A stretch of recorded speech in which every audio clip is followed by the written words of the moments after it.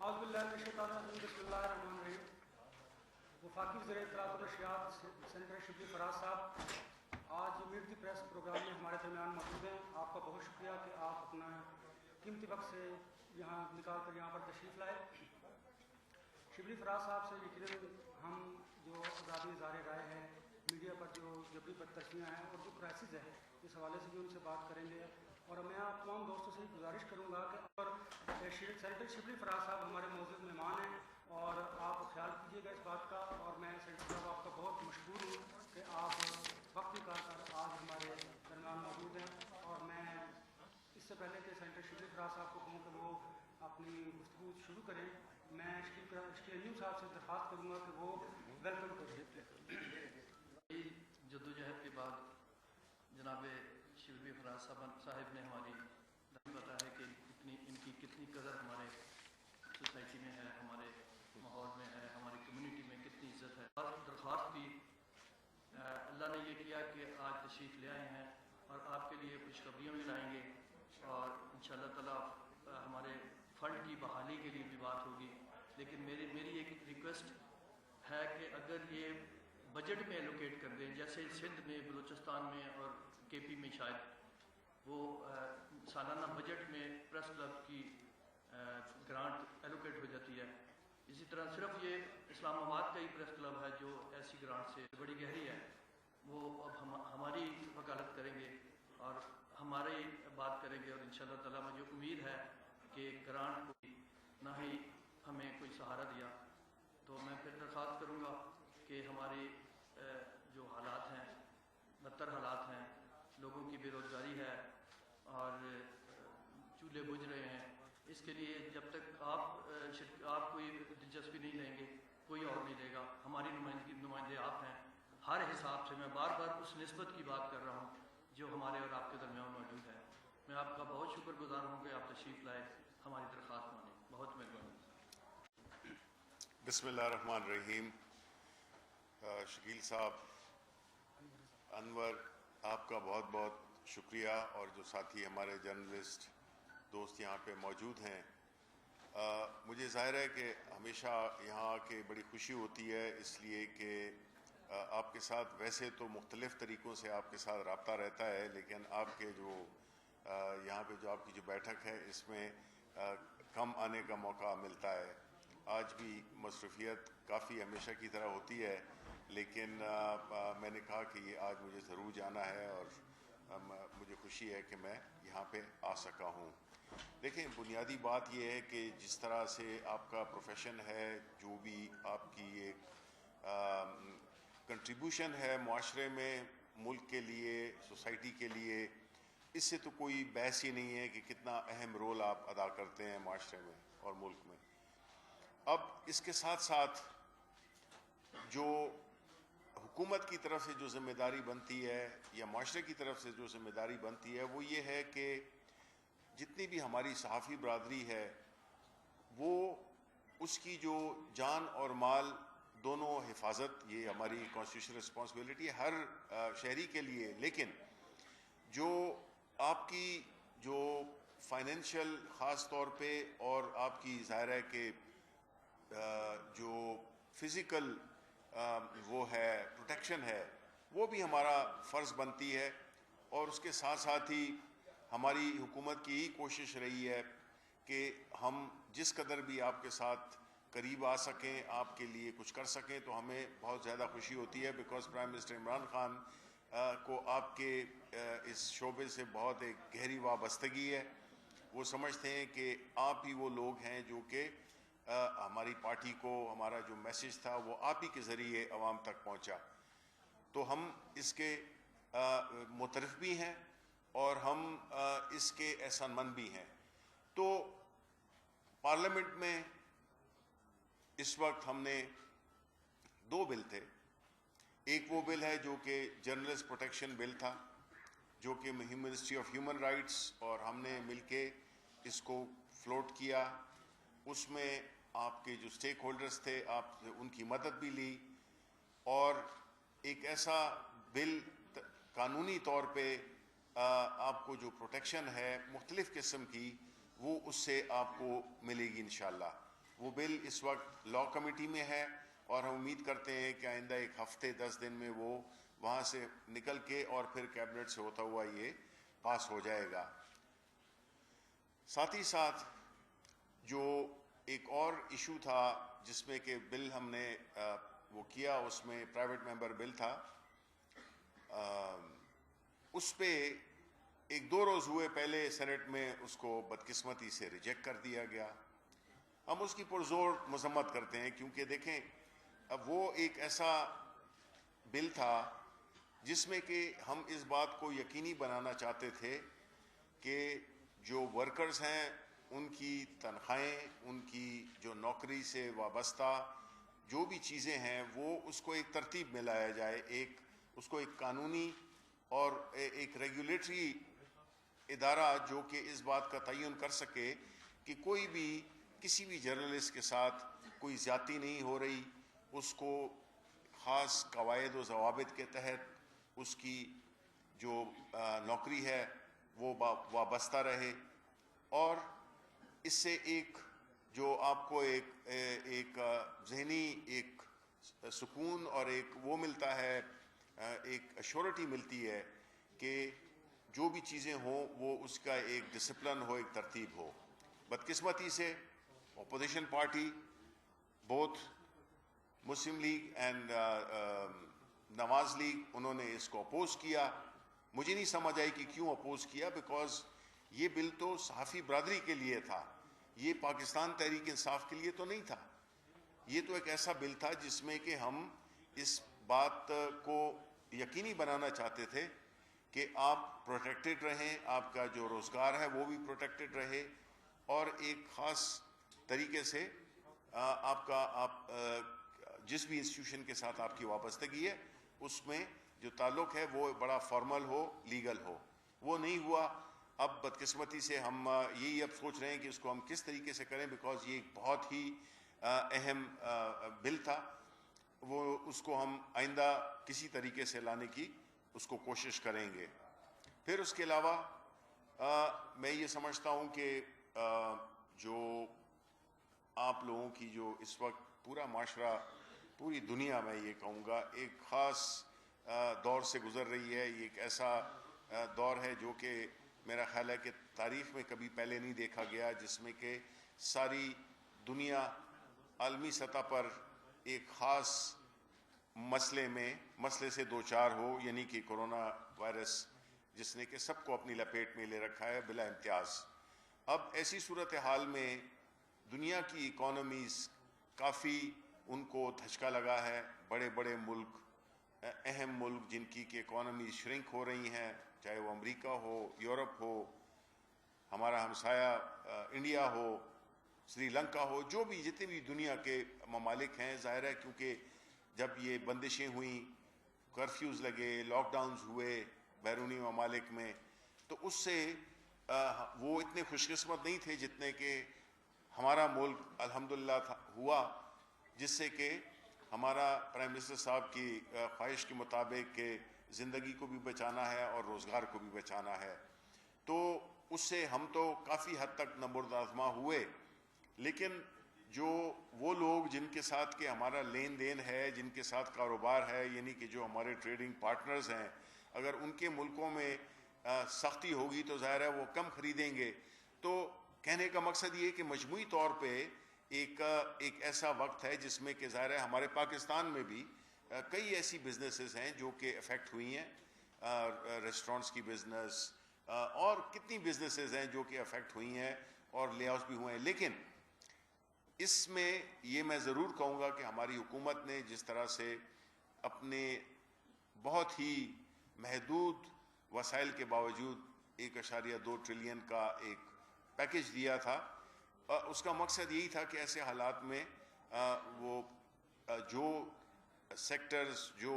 طبقے افیکٹ ہوئے ہیں زیادہ، ان کے ساتھ تھوڑی سی اپنے حسب استطاعت ہم مدد کریں۔ لیکن ساتھ ہی ساتھ میں یہ سمجھتا ہوں کہ کچھ ایسی انسٹیٹیوشنز ہیں، ایسے میڈیا میں آپ کے ادارے ہیں، آپ کے جو ورکرز ہیں ان کو تنخواہیں نہیں ملی ہیں، ان کو کتنے کتنے مہینے میں تنخواہیں نہیں ملی ہیں، جو کہ میرا خیال ہے کہ آج کل کے دور میں ایک مہینے کی تنخواہ بھی نہ ملنا ایک بہت بڑا ایک عذاب ہے اور ایک بہت بڑا کرب ہے. تو اس کے لیے بھی ہم اپنے تئیں جو پیمنٹس جو کہ ہم نے ان اداروں کو کرنی تھیں، میڈیا ہاؤسز کو کرنی تھیں، اخبارات کو کرنی تھیں، وہ ہم نے کافی حد تک کی ہیں. اور اس ہفتے بھی ہم تقریباً 5 کروڑ کے قریب کی وہ دے رہے ہیں ایڈورٹیزمنٹس کے مد میں، اور یہ پیسے ان سب کو مل جائیں گے. تو میں ان سے ابھی اپیل کرتا ہوں کہ جو بھی چیز ہو، ورکرز کی تنخواہیں یہ ایک ایسی چیز ہے جو کہ کسی صورت میں بھی ڈیلے نہیں ہونی چاہیے، بیکاز اس سے جو اس کے جو اثرات ہیں، جو اس کی جو مصیبتیں ہیں، وہ بالکل ان گنت ہیں، اور وہ بہت ہی ایک تکلیف دہ وہ ہوتا ہے جب کہ کسی بھی جرنلسٹ کو اس کی تنخواہ نہ ملے یا کسی شخص کو نہ ملے. تو میں یہ امید کرتا ہوں کہ ہمارے جو بھی میڈیا ہاؤسز ہیں، جو بھی اخبارات ہیں، وہ اس بات پہ کو پہلی ترجیح دیں گے. ہم اپنے تئیں بھی ان کو وہ کریں گے، زور دیں گے کہ ان کو یہ جو تنخواہیں یہ جو ہے وقت پہ، اور جو بھی ان کی تنخواہیں نہیں ملی ہیں اس کو وہ دیں. تو مورلیس جہاں تک کہ آپ کے پریس کلب کا تعلق ہے، یہ یا صحت کارڈ ہو گئے، ہم نے ایک پروپوزل، بڑا اسٹرانگ پروپوزل بھیجا ہوا ہے کہ ہم اپنے جو جرنلسٹ بھائی ہیں ان کی صحت کے لیے ایک ایشورنس، بیکاز ایک صحت ایک ایسی چیز ہے جو کہ نہ تو بتا کے آتی ہے، اور اگر آتی بھی ہے تو پھر اس میں بڑے مسائل ہوتے ہیں، جس طرح کہ پرائم منسٹر عمران خان نے خیبر پختونخوا میں اور اب باقی ملک کے مختلف حصوں میں جو صحت کارڈ ہے، جو کہ ایک غریب آدمی کے لیے وہ ایک میرا خیال ہے ایک بہت بڑا تحفہ ہے کہ آپ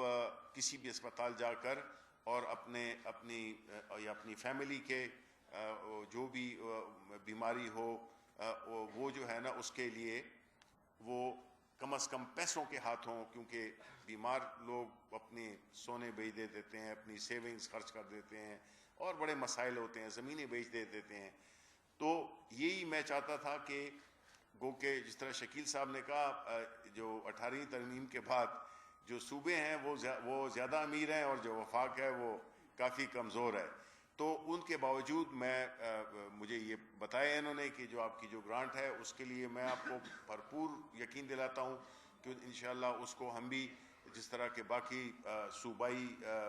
لیول پہ ہوتا ہے تو یہاں پہ بھی ہونا چاہیے. میں آپ کا کیس بڑی اس سے لڑوں گا بھی، اور میں یہ امید کرتا ہوں کہ انشاءاللہ اس سے ہم کوئی ایک ایسا وہ، کیونکہ جو میں نے جو فائنینسز دیکھے ہیں اور جو میری بات ہوتی رہتی ہے شکیل بھائی کے ساتھ، وہ کافی مطلب ہے تکلیف دہ ہیں، تو اس کے لیے بھی ہوگا. تو باقی جو ہے تو میں آپ کا سب کا بہت شکریہ ادا کرتا ہوں، کیونکہ زندگی جو ہے انفارمیشن منسٹر کی وہ آسان نہیں ہوتی ہے، اور اس کو ایک جگہ سے دوسری جگہ جانا ہوتا ہے، تو میرے پاس بڑا مختصر وقت ہے، تو میں آپ کے سوالات کے لیے حاضر ہوں. ایک تو دوستوں سے درخواست ہے، ایک سوال کیجیے، مختصر سوال کیجیے، کیونکہ منسٹر صاحب نے ایک اور پریس کانفرنس میں جانا ہے. کائنڈلی جی بالکل ٹھیک. جی اپوزیشن سے کہہ رہے ہیں نمٹنے کے لیے آپ کی کوئی حکمت عملی کیا ہے؟ دیکھیں، جہاں تک اپوزیشن کا تعلق ہے تو ہمیں نمٹنا کیا، وہ اپنے دشمن خود ہی ہیں اور ایک دوسرے کے دشمن ہیں. تو ہم نے یہی دیکھا کہ جو پی ڈی ایم کے جو تھا، جو ان کی ایک تحریک تھی، ایک تھی پی ڈی ایم کے نام سے جو جانی جاتی ہے، تو اس سے ظاہر یہی ہوا ہے کہ دیکھیں جی، ہم تو یہ سمجھتے ہیں، ہمارا یہ ایمان ہے کہ لوگ کسی بھی تحریک کی کامیابی کے لیے اس وقت ہوتی ہے جب آپ عوام کو ایک ایسا پروگرام دے رہے ہیں یا ایک ایسی تحریک ہے جس کی کوئی مورل سٹینڈنگ ہے. مطلب ہے جس طرح کہ ہم نے کیا تھا، اور ہماری کرپشن کے خلاف ایک بڑی بھرپور ایک رہا ہے، ایک تحریک بھی رہی ہے اور ایک جو کہ جاری ہے.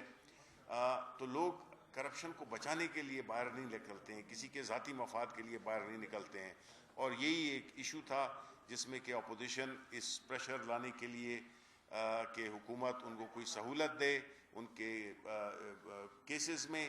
تو اس بڑے بڑے جو ایسے لوگ تھے جو کہ لائک جنرل مشرف تھے جو کہ صدر بھی تھے اور سب کچھ تھے, وہ بھی پریشر میں آ گئے اور ایک این آر او دے دیا. تو یہ ایک بڑی یونیک سچویشن ہے جس میں کہ آپ کو سمجھنا ہوگا کہ بہت ہی آسان ہے پرائم منسٹر عمران خان کے لیے کہ وہ اپوزیشن کے ساتھ بیٹھ کے کوئی معاملات طے کر دے کہ آرام سے حکومت کریں اور کوئی پریشر لینے کی ضرورت نہیں ہے, نہ حکومت کو بچانے کے لیے یا اس کو وہ کرنے کے لیے ہمیں کوشش کرنی پڑی. تو یہ ہوتا ہے ایک لیڈر کا عزم کہ جس میں کہ باوجود اس کے کہ یہ آسان وقت اوبیسلی حکومت کے لیے بھی نہیں ہوتا جب پے در پے ہوں لوگ اس کی حکومت کو گرانے کے لیے, لیکن ہم پریشر میں نہیں آئے اور نہ انشاءاللہ آئیں گے. اور میں یہ سمجھتا ہوں کہ اپوزیشن کو ابھی ان کو کوئی پذیرائی نہیں ملی. صاحب یہ بتائیں کہ اکرم حافظ میرا نام ہے اور میں چیف رپورٹر ہوں سبا نیوز ایجنسی کا. آپ سے یہ پوچھنا چاہتا ہوں کہ پارلیمنٹ میں منتخب لوگ بیٹھتے ہیں, کیا غیر منتخب لوگوں کو باہر سے آ کر پارلیمنٹ میں کسی اجلاس کی صدارت کرنی چاہیے؟ اگر آپ کو سمجھ گئے تو ٹھیک ہے, ورنہ اگر کہتے تو میں تشریف کر دیتا ہوں. نہیں جی, نہیں آنا مطلب ہے کہ دیکھیں جی پارلیمنٹ ایک اپنا اس کا ایک وقار ہے, وہاں پہ الیکٹڈ لوگ عوام کے نمائندے جاتے ہیں. لیکن اگر پارلیمنٹ میں ایسے لوگ آئیں جو کہ الیکٹڈ نہ ہوں اور وہ اس کو ایک سیاسی پلیٹ فارم کے طور پہ استعمال کریں, میرا خیال ہے وہ ٹھیک نہیں ہے. جی سر, وہ آپ نے کرونا کا ذکر کیا. کرونا تو صحافیوں کے لیے اس دن آ گیا تھا جس دن پی ٹی آئی کی حکومت ہے اور ابھی تک چل رہا ہے. سر آپ مجھے سب سے جو میڈیا کی آزادی کے حوالے سے ہوتا ہے یا کسی بھی زمانے کے فائنانس کے حوالے سے کسی کا غلط دبا ہے تو اس کی آزادی ویسے ہی ختم ہو جاتی ہے, پھر تو آرام بھی کرنی تھی. تو آپ نے 2.5 سال میں, اب تو میرے خیال میں پریس کلب میں آج پہلی دفعہ ہے. جی نہیں, آپ پہلی دفعہ آئے ہیں. سر یہ بتائیں کہ 2.5 سال میں کوئی ایک پریکٹیکل جس پہ عمل ہو گیا جو میڈیا کی فلاح بہبود کے لیے ہو یا میڈیا کی آزادی کے لیے کوئی عملی قدم کوئی ایک بتا دیں جو آپ کی حکومت ہو. پہلے تو میں آپ سے کہوں کہ آپ نے اتنا عرصے سے آپ سے تعلق ہے, کبھی آپ کو کوئی میں نے ایسی بات کہی ہے کہ بھئی آپ اس خبر کو روکیں, اس خبر کو چھاپیں, اس کو نہیں چھاپیں؟ مطلب ہے یہ ایک مفروضہ ہے کہ جی آزادی صحافت, ظاہر ہے کہ آزادی صحافت میں ہم مکمل یقین رکھتے ہیں اور کوئی ایسی سچویشن نہیں ہوگی جس میں کہ ہماری حکومت کوئی ایسا اقدام لے. ہم نے تو اپنی طرف سے جتنے بھی وہ کیے ہیں باتیں کی ہیں اس پہ ہمیں عمل کرنے کی کوشش کی ہے.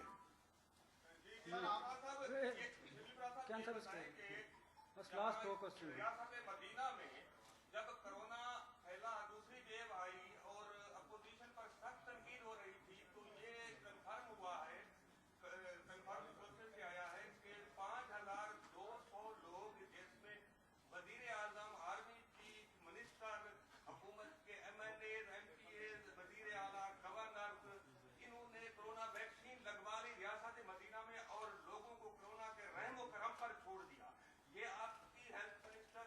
یاسمین راشد صاحبہ نے بھی کنفرم کیا ہے کہ یہ ویکسین لگائی گئی ہے. یہ جو دو عملی کی پالیسی ہے ریاست مدینہ میں کہ جیسے ہی ویکسین آئی وہ اشرافیہ نے لگا لی, حضرت عمر نے لگا لی اور باقی لوگ جو ہے ان کو کرونا کے رحم و کرم پر چھوڑ دیا ہے, کیا اس کا کیا تھا؟ پہلی بات تو یہ ہے کہ کبھی بھی ہماری حکومت کا یہ ایک طرح امتیاز ہے اور یہ عالمی سطح پر بھی اس کی پذیرائی ملی ہے اس کو کہ جو پرائم منسٹر کا جو ایمان تھا اور جو ان کی بنیادی اسٹریٹجی کا ایک فوکل پوائنٹ تھا وہ یہی تھا کہ کرونا اور روزگار یہ دونوں کو ساتھ ساتھ چلنا ہے, جو کہ ایک حکمت عملی جو کہ بالکل کامیاب ہوئی. آپ نے سندھ میں اس کا مظاہرہ دیکھا کہ جب انہوں نے مکمل لاک ڈاؤن کیا ہوا تو کیا ہوا ان کے ساتھ. اب دوسری سوال یہ ہے کہ یہ آپ نے کہا ہے کہ جو ویکسینیشن ہے,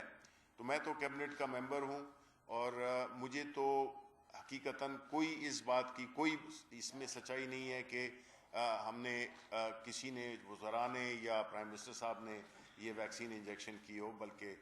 سچی بات ہے جو مجھے کوئی آفر کرے گا تو میں کہوں گا میں نے لگانی نہیں ہے, چاہے بہت کافی. آپ نے کہا کہ ہماری تحریک جو تھی وہ کرپشن کے خلاف تھی اور بڑا اسٹرانگ نیریٹو تھا. وزیر اعظم صاحب نے بھی کہا تھا کہ 90 دن کے اندر ہم کرپشن ختم کر دیں گے. آج جو ٹرانسپیرنسی انٹرنیشنل کی اب جو فریش رپورٹ